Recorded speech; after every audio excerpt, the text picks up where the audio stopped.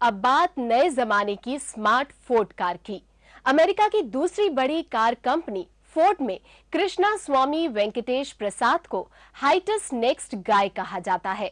प्रसाद को ये उपनाम फोर्ड की नेक्स्ट जनरेशन रिसर्च टीम का संस्थापक सदस्य होने की वजह से मिला है। इस टीम ने फोर्ड की कारों में स्मार्टफोन और इंटरनेट जैसी नई सेवाएं जोड़ी है। आधुनिक जमाने की अत्याधुनिक ये कार युवाओं को खूब लुभा रही है। इसी पर देखिए हमारी एक खास रिपोर्ट। फोर्ड अपनी कारों के साथ वही कोशिश कर रही है जो एप्पल ने फोन और कंप्यूटर में किया है, यानी डिजिटल सॉल्यूशन सिंक का प्रयोग। इससे कार चलाने वालों के लिए कई काम बहुत आसान हो गए हैं। मसलन अब गाड़ी चलाते हुए ये पता लगा सकते हैं कि आपका दोस्त इस वक्त कहाँ है। आप इंटरनेट रेडियो का लुत्फ भी गाड़ी चलाते हुए उठा सकते हैं। इसके साथ ही पसंदीदा गाने भी ब्राउज कर सकते हैं। यही नहीं, गाड़ी चलाते समय आपको डायबिटीज और मोटापे पर भी अलर्ट मिलते रहेंगे। फोर्ड की इस डिजिटल सॉल्यूशन से कार चलाने वाला तुरंत पता लगा सकता है कि सबसे कम ट्रैफिक किस सड़क पर है। कार में लगी 8 इंच की टच स्क्रीन की मदद से ईमेल मैसेज और वेब सर्च किया जा सकता है। यही नहीं, ट्वीट और ऑनलाइन शॉपिंग भी मुमकिन है। प्रसाद के पास 16 सॉल्यूशंस के पेटेंट हैं। इसके जरिए कंपनी इंटेलिजेंट कार पर फोकस कर रही है। प्रसाद की टीम और सॉफ्टवेयर कंपनी माइक्रोसॉफ्ट ने संयुक्त रूप से सिंक को डेवलप किया है और इस सुविधा से लैस करीब 10 लाख कारें दुनिया भर के बाजार में उतार चुकी हैं। फोर्ड के वाइस प्रेसिडेंट जे माइस कहते हैं, That is also a piece of science and a piece of engineering. We're using our hand, analog, artistic tools, or mind, or heart, or passion, along with all of our digital computers, and so it really is the ultimate way to design a product. Venkatesh के तकनीकी हुनर से America की Ford द्वारा बनी smart car अब युवा ग्राहकों को आकर्षित करने की कोशिश कर रही है। उम्मीद है कि बढ़ते ब्याज दरों और पेट्रोल के दामों में भारी इजाफे के कारण कारों की बिक्री में आई सुस्ती को इन खूबियों से रफ्तार मिल सकेगी। ब्यूरो रिपोर्ट, शुभ समाचार। देश में लगातार बढ़ रही मोबाइल चोरी की घटनाओं पर लगाम लगाने के लिए दूरसंचार नियामक प्राधिकरण यानी ट्राई ने कमर कस ली है। ट्राई अब एक ऐसा तरीका अपनाने जा रही है जिसके जरिए चोरी के मोबाइल को इस्तेमाल करने से रोका जा सकेगा। इसी पर देखिए एक रिपोर्ट। अब आपको मोबाइल चोरी को लेकर चिंता करने की कोई जरूरत नहीं होगी। ट्राई जल्द ही ऐसी सुविधा लागू करने जा रही है जिसके चलते अब आपको चोरी हुए फोन पर कोई दूसरा नंबर चालू नहीं होगा।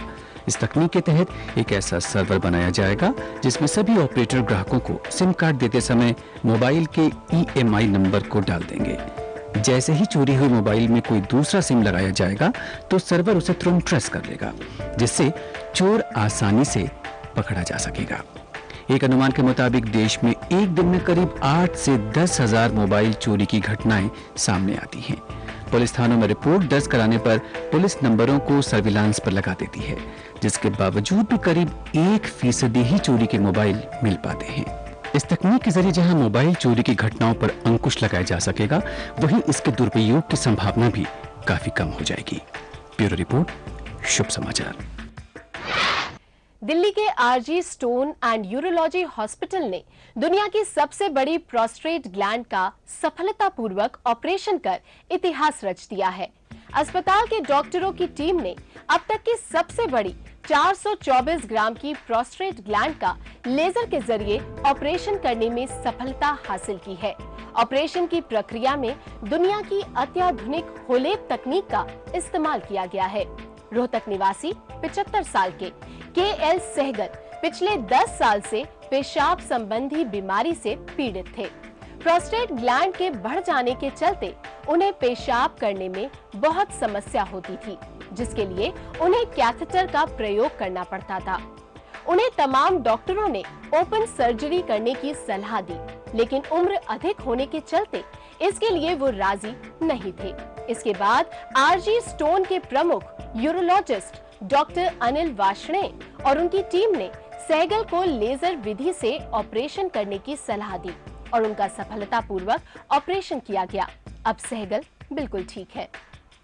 कई डॉक्टरों को मैंने दिखाया, रोहतक भी दिखाया, गुड़गांव दिखाया, गंगाराम हॉस्पिटल में भी दिखाया, तो उन्होंने ऑपरेशन नहीं किया क्योंकि वो कहते हैं रिस्क किया, इसमें ब्लड लॉस ज़्यादा होगा और पेनफुल होता है, इनके बारे में मैंने पेपर में पढ़ा था कि यहाँ ऑलअप से ऑपरेशन होता है, डॉक्टर वाशने करते हैं, जीनियस वर्ल्ड रिकॉर्ड है उनका। तो फिर मैंने अल्टीमेटली डिसाइड किया कि ठीक है, यहाँ से ऑपरेशन कराता हूँ। जो बड़े ग्लैंड होते हैं 100 ग्राम से ऊपर, 150 ग्राम से ऊपर, ओपन सर्जरी एकमात्र विकल्प हुआ करती थी। और हमने एक नेचुरल ऑरिफिस से होल्मियम लेज़र तकनीक द्वारा 424 ग्राम का प्रोस्टेट इन्यूक्लिएट किया है और उसको मॉर्सुलेट करके ही बाहर निकाला है। अब बात एक ऐसे स्कूल की जो अति पिछड़ी जाति मुसहरों के जीवन को बदलने का प्रयास कर रहा है, जिन्हें 2 जून की रोटी भी नसीब ना थी। उन बच्चों को स्कूल का सपना देखना भी गुनाह था। आज उस सपने को हकीकत में बदला है शोषित समाधान केंद्र ने, जो मुसहर जाति के करीब 200 बच्चों का नया ठिकाना बन गया है। पेश है एक रिपोर्ट। आर्थिक रूप से अति पिछड़ी जाति में शुमार मुशहर जाति पूर्वी उत्तर प्रदेश और बिहार के पूर्वी क्षेत्र में रहती है। उपेक्षा और गरीबी के चलते इस जाति के लोग आज भी अपना पेट चूहे खाकर भरने को मजबूर हैं। जिसके लिए 2 जून की रोटी नसीब नहीं है, उसके लिए पढ़ाई के बारे में सोचना भी गुनाह है। लेकिन पटना के जेके सिन्हा ने मुसहरों के जीवन स्तर में सुधार के लिए शिक्षा को हथियार बनाया। सिन्हा ने मुसहरों के बच्चों के लिए मुफ्त आवासीय स्कूल की स्थापना 2007 में की, जहां आज करीब 200 बच्चे समाज में प्रतिष्ठा के साथ शिक्षा ले रहे हैं। मैं एक स्कूल खोलूं, रेसिडेंशियल स्कूल, आवासीय स्कूल, जहां इन बच्चों को, ये मुसहर बच्चों को सब सुविधा दूं जो हमने पाया जब मैं स्कूल में था, या हमने जो अपने बच्चों को दिया जब वो स्कूल में थे। हम ये उम्मीद करते हैं कि ये बच्चे जब +2 कर लेंगे तो इनके लिए 21वीं सदी की सब द्वारें, सब दरवाजे खुल जाएंगे। शोषित समाधान केंद्र में पढ़ रहे इन बच्चों के हौसले और पढ़ाई के प्रति इनके लगाव को देखकर इतना अवश्य कहा जा सकता है कि अब वो दिन दूर नहीं जब भी बच्चे अपने माँ बाप सहित स्कूल और इसके संस्थापक का सिर गर्व से ऊंचा कर सकेंगे। समाज के पिछड़े तबके को आगे लाने के लिए ऐसे प्रयासों का होना बेहद सराहनीय है। उम्मीद है हमारे देश में ऐसे प्रयास लगातार होते रहेंगे। हम सभी को अपने मन में ये संकल्प लेना चाहिए, क्योंकि ऐसे संकल्प ही बनाते हैं एक बेहतर कल को। शुभ समाचार के लिए कैमरामैन अशोक के साथ मैं निकिता सक्सेना। अब बात उस दिल्ली की जो अरसे से सियासी बाहुबल का मरकज रही है। मुगलों के दौर में ये शाही ताकत की धुरी के रूप में विकसित हुई। ताकत के पीछे पीछे रईसी आई और कला एवं साहित्य के लिए आश्रय का इंतजाम हुआ। ब्रिटिश शासन ने जब इसे अपनी राजधानी का चेहरा दिया तो एक नए युग की शुरुआत हुई। इन 2 युगों को तस्वीरों में बयां करती हमारी ये रिपोर्ट। सुना है गर्चे दक्खन में है चर्चे सुखन, कौन जाए ज़ौक़ अब दिल्ली की गलियां छोड़कर। मशहूर शायर ज़ौक़ का ये शेर आज भी पूरी तरह माकूल लगता है। 21वीं सदी में भी दिल्ली लोगों को अपनी ओर खींचती है। सदियों से शहर में बसने, उजड़ने और फिर उजड़कर बसने के सफर के कई इतिहास आज भी दिल्ली अपने दामन में संजोए हुए हैं।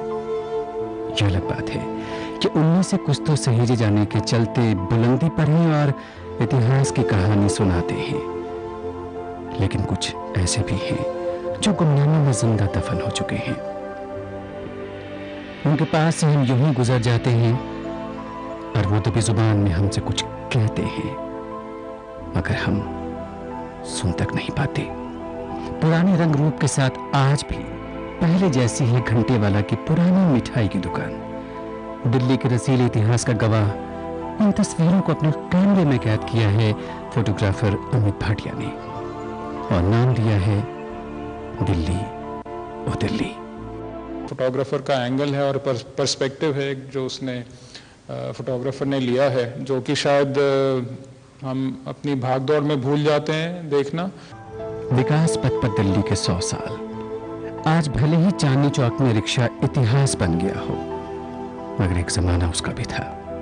मुगलिया शिक्षा और संस्कृति को समेटे हुए फतेहपुरी का मदरसा तो अंग्रेजियत की शिक्षा में घुसपैठ को बयां करता एंग्लो अरबिक स्कूल। राशि इतिहास का स्वर्णिम दौर की कहानी कहती सेठ चुन्नामल की हवेली, तो दूसरी ओर उस वक्त का Delhi railway station, British architecture की खूबसूरती समेटे हुए। तभी नजर आती है, अरे तो गालिब का मकबरा सामने है। बल्ली मारान के मोहल्ले की गली कासिम से एक तरतीब चिरागों की शुरू होती है और असदुल्ला खान गालिब का पता मिलता है। और भी दुनिया में सुखंदर बहुत अच्छे, कहते हैं कि गालिब का है अंदाज़े बयां और चित्रों की इस प्रदर्शनी में घूमते हुए खोई हुई दिल्ली से मिलने का मजा मिला।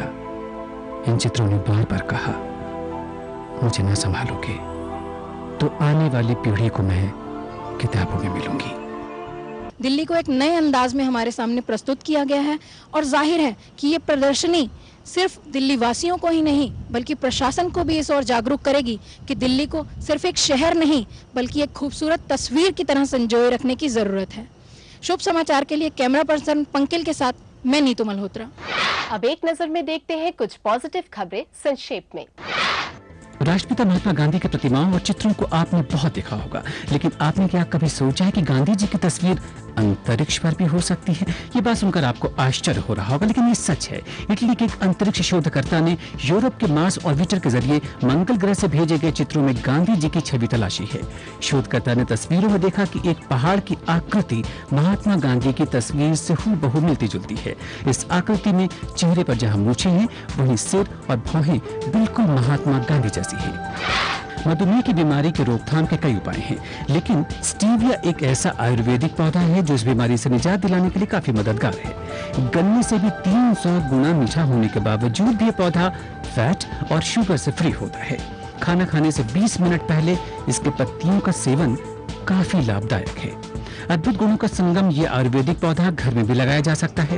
ये पौधा न केवल शुगर के मरीजों के लिए वरदान है बल्कि ब्लड प्रेशर, हाइपरटेंशन, दांतों के दर्द से छुटकारा दिलाने, वजन कम करने, दिल और स्किन की बीमारी सहित तमाम रोगों के इलाज में लाभदायक है।